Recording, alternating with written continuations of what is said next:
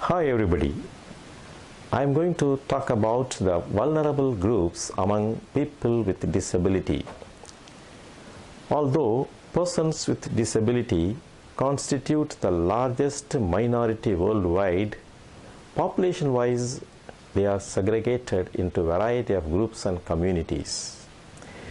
Being part of this group and living with disability is a major challenge for such individual to get along with the group as well as to successfully march towards the process of socialization. It is also a known fact that being part of the group which is more vulnerable to the threats of the social environment poses greater challenge to the individual member living with disability. Some of the vulnerable groups which include persons with disability are children, women, adolescents, youth, elderly, refugees, migrants, displaced populations, and indigenous communities. Despite the fact that the Constitution provides rights and equal opportunity, many times the persons with disability found within these vulnerable groups are denied their rights and undergo worst forms of human rights violation, exploitation, and abuse. At the end of this talk, you may gain adequate knowledge about the vulnerable groups of which persons with disability are part, understand the nature of vulnerability, and learn the degree, the magnitude, and the outcome of the intersectionality of vulnerability. Let me describe the perception about disability. Disability as a human condition needs to be visualized in the context of its social construct. The social model of disability lays its thrust on the environmental barriers in society which prevents the full participation of the people with disability in the society. Therefore, social work strategies targeting the inclusive development of persons with disability need to be perceived and acknowledged on the basis of promoting and protecting the rights of persons with disabilities. Disabilities stem from the interaction between persons with disabilities and attitudinal and environmental barriers. Persons with disability need to be understood as subjects with the rights who have the capacity to claim those rights and making decisions for their lives based on their free will, being active members of society and not objects of charity, medical treatment, and social protection. Importance of mainstreaming disability issues as an integral part in every aspect of development can result into sustainable development. Discrimination against individuals on the basis of disability needs to be treated as violation of the inherent dignity and worth of a human person. There is a need to promote and protect the human rights of all persons with disability, including those who require more intensive support. Despite the various instruments, provisions, and undertakings, persons with disability continue to face barriers in their participation as equal members of society and violations of their human rights in all parts of the world. Persons with disability are entitled to exercise their civil, political, social, economical, and cultural rights on an equal basis with others. The manifestation of disability on individuals involves different functional limitations. Individuals may be disabled by intellectual, physical, or sensory impairment, medical conditions, or mental illness. Such impairments, conditions, or illnesses may be permanent or transitory in nature. Different expressions are used when referring to persons with a disability. However, the situation of people with a disability when they belong to certain vulnerable groups is still worse. Let me discuss the definition of vulnerable groups. Groups that experience a higher risk of poverty and social exclusion than the general population of persons with a disability, which include the minorities, migrants, homeless, those struggling with substance abuse, isolated elderly, children, women, and people living with severe or profound disability. All these groups often face difficulties that can lead to further social exclusion and human rights violation. Types of persons with disabilities belonging to these vulnerable groups in India are children with disabilities, women with disabilities, adolescents with disabilities, youth with disabilities, elderly with disabilities, refugees living with disabilities, migrants living with disabilities, displaced people living with disabilities, Dalits living with disabilities, and indigenous people living with disabilities. Let me discuss about the children with disabilities. According to the Government of India estimate, 1 in every 10 children is born with or acquires a physical, mental, or sensory disability. India is probably home to millions of children with disabilities. More than 75% of disabilities are preventable. Although there has been some improvement in the status of children in the areas of health, nutrition, and education in general, the situation of children with disabilities remains deplorable, particularly in rural areas and among the lower socio-economic strata. Feticide and infanticide are more in case of children, particularly girl children with disability.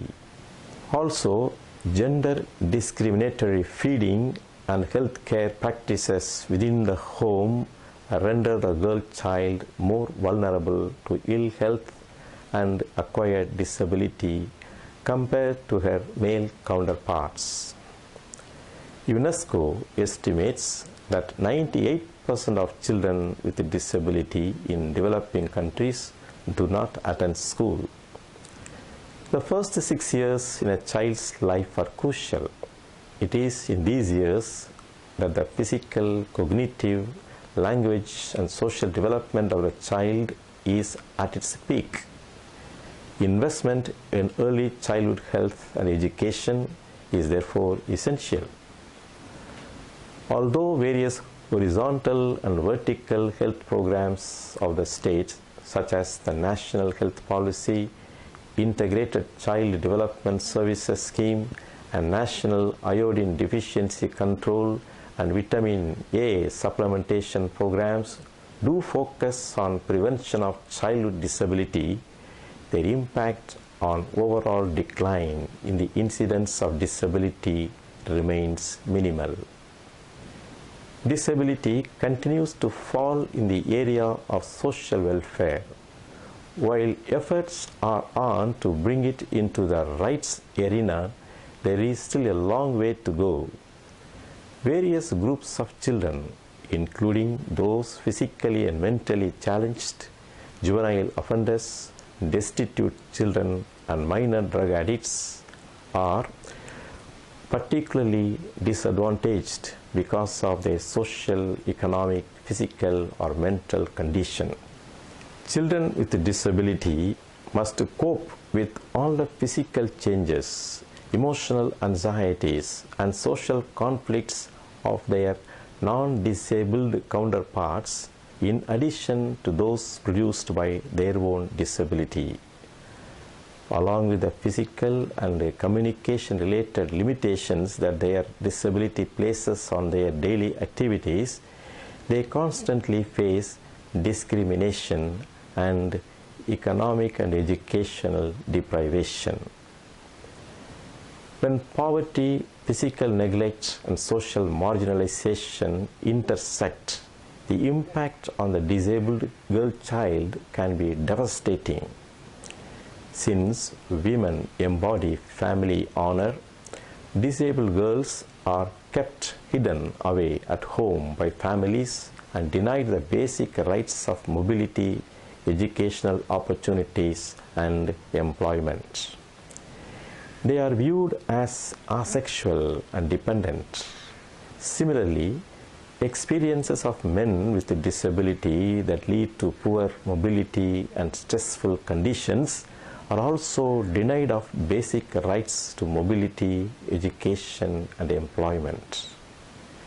There is an overrepresentation of disabled boys in education, both in special and mainstream schools. According to UNESCO, about 99% of girls with a disability are illiterate. Due to differential gender-based role expectations, education is not considered a priority for girls with a disability. Dropout rates for disabled girls are higher than for the disabled boys. Parents become more protective and restrictive, especially after a disabled girl reaches her puberty. Traveling to school is a huge problem since, besides transport difficulties, the danger of sexual abuse and violation looms large. There is also an assumption that investing in the education of a child with a disability will yield no earnings, as a child is prone to live under lifelong burden. For marriage may not be a realistic option. It is therefore considered as economically unsound to invest in the girl child's education or vocational training. Sexual identity is a critical component of overall personality development and self-esteem, which crystallizes during adolescence. Children with a disability are at a particular disadvantage in this regard as well. There is a strong attitude of overprotection towards the disabled child. Parents infantilize their disabled children and imply that sexual relationship is meant only for the able-bodied and of no relevance to the disabled.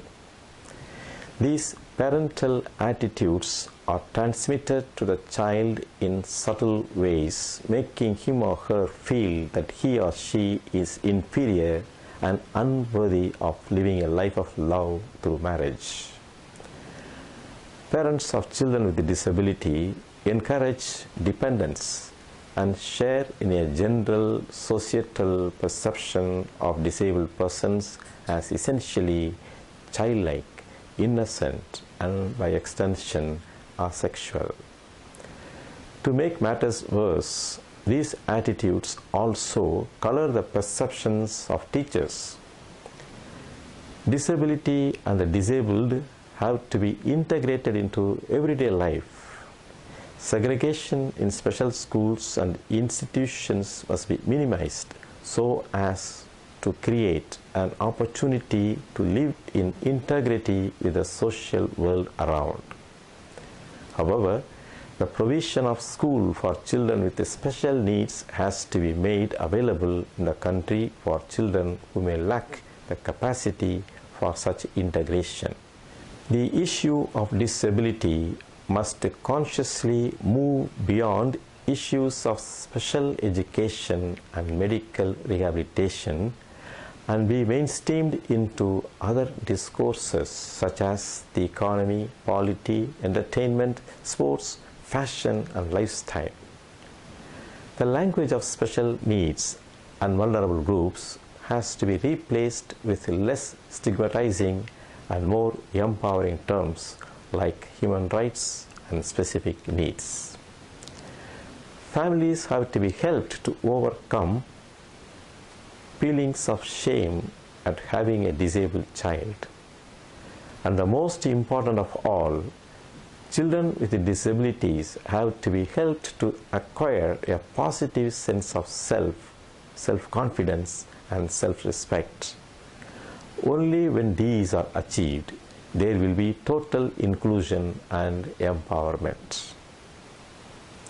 Let me discuss about women with a disability.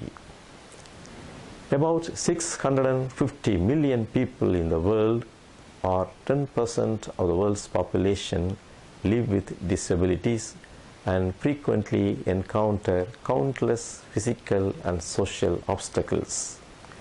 They often lack the opportunities of the mainstream population and are usually among the most marginalized in society. Women face barriers to full equality and advancement because of such factors as race, age, language, ethnicity, culture, religion, or disability. Persistence of certain cultural, legal, and institutional barriers makes women and girls with a disability the victims of twofold discrimination as women and as persons with a disability. Gender is one of the most important categories of social organization, yet people with a disability are often treated as asexual, genderless human beings. However, women with a disability have different life experiences due to biological, psychological, economic, social, political, and cultural attributes associated with being female than their male counterparts. Women with a disability are often denied equal enjoyment of their human rights, in particular by virtue of the lesser status ascribed to them by tradition and custom, or as a result of overt or covert discrimination. Women with disability face particular disadvantages in the areas of education, employment, family, and reproductive rights, health, violence, and abuse. The social status of women with disability varies according to individual circumstances and to the community in which they live. There is ample evidence that women with disability experience major psychosocial problems, and they have been restricted to home-based activities, while men are likely to be supported in more public and outward-looking avenues. Being a woman, they do not have access to better education or find a suitable job. The society thinks that she cannot be a good wife or a good mother. Isolation and confinement based on culture and traditions, attitudes and prejudices often affect the disabled women more than men. This isolation of disabled women leads to low self-esteem and negative feelings. Therefore, the needs of women, particularly the young girls with a disability, may be more special than needs of any other groups and have to be addressed in all spheres of education. The women with disability are more likely to be victims of physical and sexual abuse than non-disabled women. There is a lack of awareness regarding women with a disability and reproductive health needs. Their access to reproductive health care is minimal, and as a result, they suffer greater vulnerability to reproductive health problems and sexually transmitted diseases. Women with a disability tend to be in marriages of compromise. They are married to either men who are much older than they, or to men who do not have much resources, money or property or stable job. Typically, they are subjected to abuse and are thus more vulnerable to exploitation even after marriage. Girls and women of all ages with any form of disability are among the more vulnerable and marginalized of the society. Many parents of young girls with a disability are often advised to remove the uterus of their warts for safety reasons. It is imperative, therefore, to address their concerns in all policy making and programming. Special measures are needed at all levels to integrate them into the mainstream of development. Let me tell you about the youth with a disability. Youth with a disability are amongst the most marginalized and poorest of the entire world's youth. Out-of-school youth with a disability continue being excluded from the economy. Not having received the skills and qualifications to function in the wider society limits the employment opportunities for youth with a disability. The rate of unemployment for people with a disability is higher than for the people without any disability. Young people are often denied employment, assuming that they are unfit for some kind of jobs which other individuals without any disability do. This worsens their capacity and power to generate a reasonable income to fend for themselves and their families. Young women and men with a disability commonly face more discrimination and severe social and economic disparities as compared with the youth without disability. Exclusion, isolation, abuse, as well as lack of educational and economic opportunities are the common experiences of the youth with disability. The basic rights of youth with disability are not well met, and full societal acceptance is often out of reach. Like adults with a disability, the youth with a disability do not enjoy the same human rights or equal access to goods and services which their peers without disability enjoy. Sexual relationships are difficult to manage, and having a disability adds further dimension to them. In most places, society incorrectly believes that youth with a disability are asexual. They are deprived of entering into social institution of marriage and family. Their conjugal rights are denied. Young people with a disability are several times not understood. Their capacities are never respected. As a result, they continue to lead a life of isolation with extreme stress and depression. Efforts should be taken to include the youth with a disability in the mainstream. Their rights need to be respected. They should be treated with dignity, and equal opportunities need to be given to them as a token of inclusion. Let me discuss about the elderly people with a disability. Elderly people living with a disability are at increased vulnerability.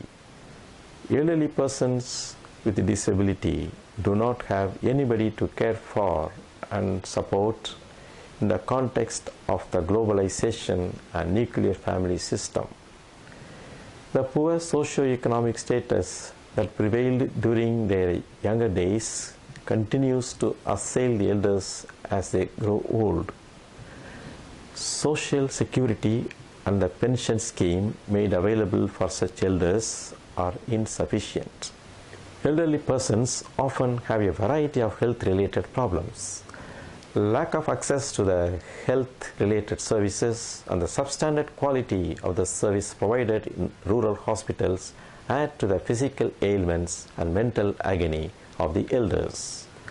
In many circumstances, the reservations made for the elders continue to remain ignored.